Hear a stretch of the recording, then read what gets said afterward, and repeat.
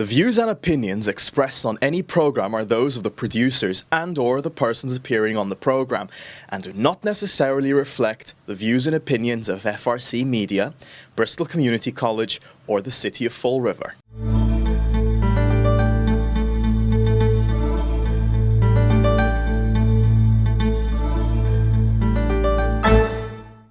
Thank you for joining us today. I'm Keith Tebow. We are looking ahead as we begin the year 2024. We're speaking to people about their expectations for the upcoming year, and we like to do this quite often with our senator here in the City of Fall River. State Senator Michael Rodrigues joins us as he has in the past. Senator, thank you for joining me, and Happy New Year.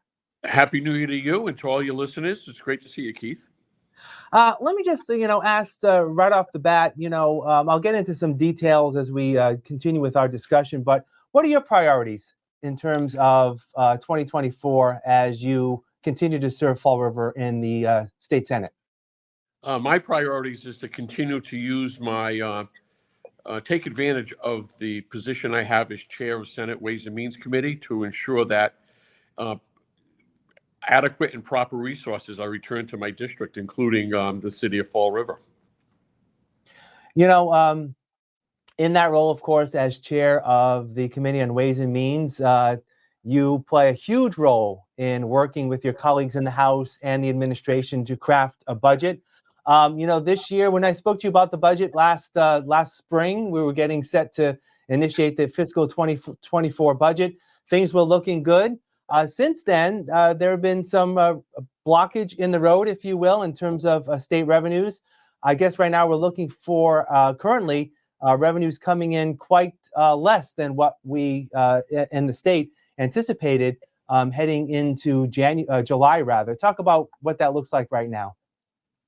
Well, currently, myself representing the Senate, Representative Aaron Michaelritz representing the House, and Secretary Matthew Gorkowitz representing the governor are working on trying to arrive at what's known as a consensus revenue number for fiscal year 25. Literally, in a matter of 3 weeks, the governor has to release her proposed fiscal year 25 budget, and then we in the legislature jump right into it and get to work on it. What we've experienced through the first 6 months, July through December of fiscal year 24, are revenues that are not meeting our so-called benchmark, meaning that we are in a deficit situation to the tune of about $800 million. A lot of money, but on a $56 billion budget, it's manageable. So working with the administration and my colleagues in the House, we are doing what we can to manage our way through fiscal year 24. There will probably be some so-called 9C cuts, reductions in spending for the fiscal year 24 budget. And then we have to look ahead to fiscal year 25. What we're experiencing, I call it a post-pandemic hangover from the amount of federal dollars that were infused into the Massachusetts economy. During the pandemic, over $300 billion federal dollars flowed into the Commonwealth of Massachusetts in one way, shape, or form, right? Bristol Community College received pandemic relief money. Our business community, our employers received the so-called PPP, Payroll Protection Plan, started out as loans and then turned into grants. Employees, those that were laid off when Governor Baker shut down all non-essential businesses from opening, received bonuses, an additional $600 per week in unemployment insurance benefits. We in the Commonwealth of Massachusetts received over $5 billion in ARPA money. Fall River received about $140 million in ARPA dollars from both the municipal side and the school side. So all this money flowed into the Commonwealth of Massachusetts, and it trickled through the economy until we in the state tax revenues in our coffers were the recipient of amazing revenue growth. And we were very responsible for that revenue growth. We have over $8 billion currently in our rainy day fund, with so-called stabilization fund. When I took over as chair of Ways and Means in February of 2019, it stood at 1.9 billion. So great investments in our savings account. We've built up reserve funds to ensure, like the Student Opportunity Act can be fully funded over the next few years. Our additional investments in community colleges, for free community colleges for those age 25 or older. So we've made amazing investments, very responsible, very fiscally prudent investments. But now that these federal dollars have stopped, it's coming home to roost in the form of revenues that are being reduced. So we just have to manage our way through that, and I'm confident we will. Now, when you start mentioning cuts, obviously, officials in a city like Fall River will see how that could potentially impact, city government, education, and the like. During the process, if there are cuts, I know that they're initiated by the governor, but is there any negotiation that you would have with her in terms of lessening the impact, not only on, state resources and the obligations of the state, but also trickling down to a city like Fall River? The obligation and the responsibility to ensure that our budget is balanced at this point in time falls fully on the shoulders of the governor. In my tenure, there have been 4 instances of so-called 9C cuts. The last being Charlie Baker in his first term. Prior to that, Governor Deval Patrick instituted 2 rounds of 9C cuts, and before that, it was Governor Mitt Romney that instituted 9C cuts. So the last 3 governors, and now it might be 4 governors in a row, has to go through the process that they are constitutionally obliged to do to ensure that our budget is in balance. It is, like I said, it's a lot of money, but on the $56 billion budget, it's manageable. That there should be no cuts to our local aid, no cuts to our local municipalities at this time anyway. But it's really not a negotiated process. It's one that is initiated and fully owned by the governor. And I joked to Governor Healy, she was just in Fall River a couple of days ago when we're recording this at Mayor Coogan's inauguration, and she was lamenting the fact that it's never easy to make cuts mid-year.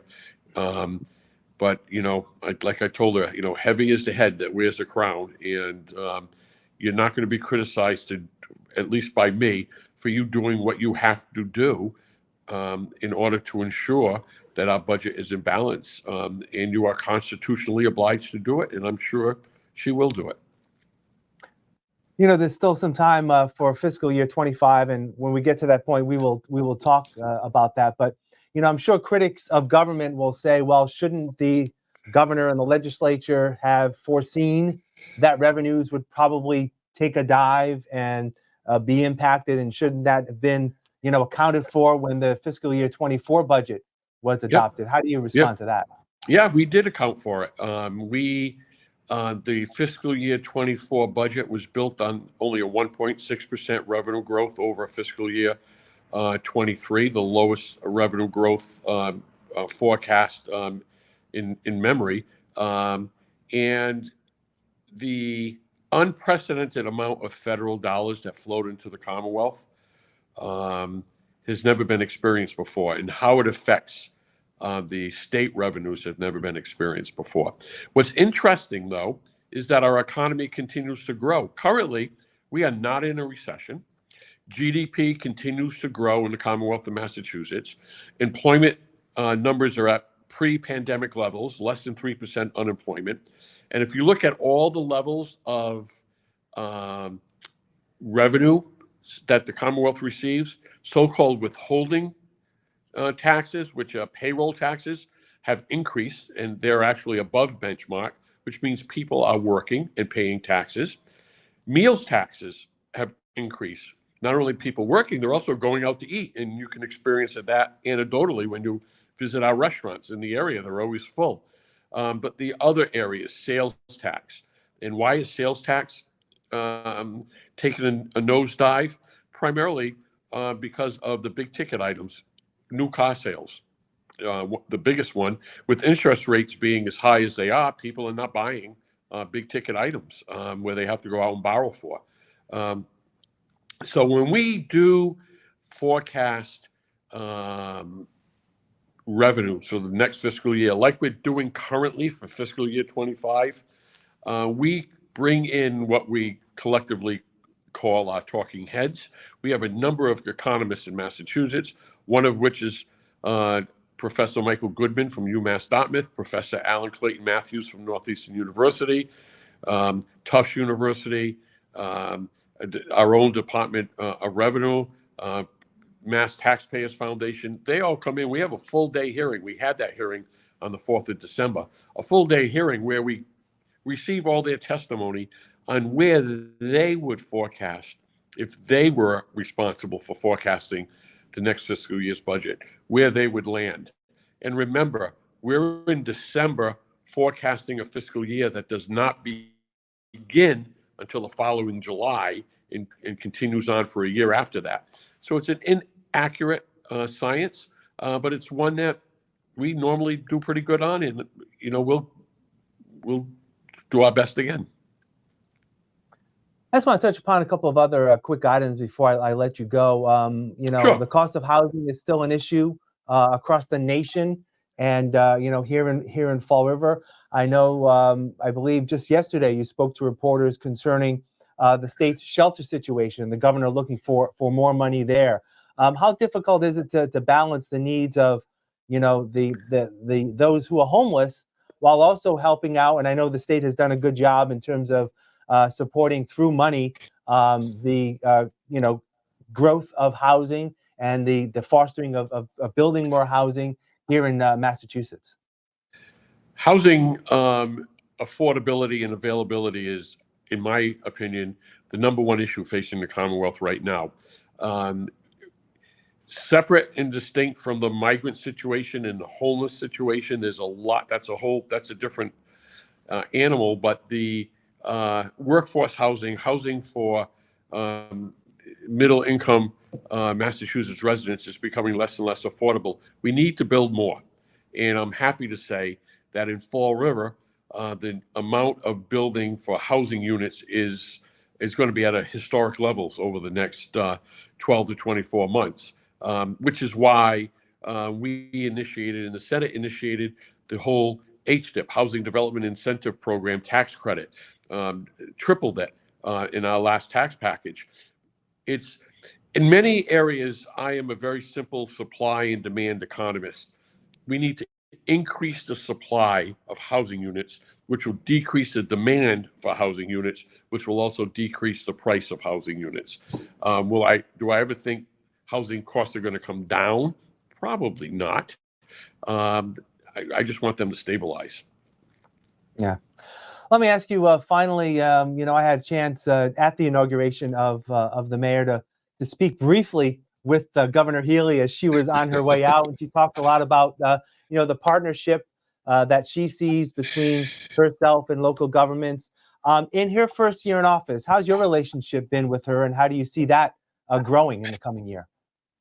Governor Healy is very accessible. She's very approachable. I'm lucky that in my position, we meet regularly in so-called leadership meetings where myself and the Senate President sit down with the Speaker of the House and House Chair of Ways and Means and the Governor, Lieutenant Governor, and her Secretary of Administration and Finance. So we have, as it was with Governor Baker, we have developed a close personal relationship, and she has a great partner in Lieutenant Governor Kim Driscoll. Lieutenant Governor Driscoll was the mayor of Salem for 13 years. I mean, Salem is a city very similar to Fall River, and I think serving as a mayor of a city the size of Salem or Fall River is probably the hottest job in government. And she did so wonderfully in Salem, and it's just been an amazing partner with myself, with my team, with the city of Fall River, Mayor Coogan, and all of the municipalities. So it's been a real pleasure working with Governor Healy. All right, Senator Michael Rodrigues, as always, we appreciate the update. I'm sure we'll continue to converse as we head toward the rest of 2024. Again, Happy New Year, and thank you for your time. I appreciate it. Happy New Year to you, and know you can always call upon me, Keith. Thank you. I appreciate it, Senator. And thank you for joining us here at FRC Media. I'm Keith Tebow. Have a great day.